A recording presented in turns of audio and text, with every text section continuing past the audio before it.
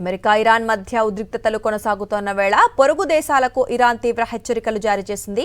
America ప్రతిపాదిస్తోన్న ఆర్థిక యుద్ధంలో ఏ దేశమైనా భాగస్వామిగా మారితే ఆ దేశాలను శత్రువులుగా పరిగణిస్తామంటూ ఇరాన్ హెచ్చరించింది. ఇక అమెరికా ఆంక్షలకు సహకరిస్తే ఆయా దేశాల ప్రయోజనాలను లక్ష్యంగా చేసుకుంటామంది.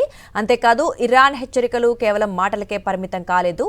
పొరుగు దేశాలు అమెరికా ఆర్థిక ఒత్తిడికి సహకరిస్తే పర్షియన్ గల్ఫ్ నుంచి ఒక్క చుక్క చమురు కూడా బయటకు వెళ్లనివ్వబోమని వార్నింగ్ ఇచ్చింది. హార్ముజ్ జలసంధితో పాటు గల్ఫ్ నుంచి జరిగే చమురు రవాణాను అడ్డుకుంటామంది. ఇక హార్ముజ్కు ప్రత్యామ్నాయంగా చమురు తరలించే మార్గాలపైన ఇరాన్ హెచ్చరికలు చేయడం మరింత కలకలం రేపుతోంది.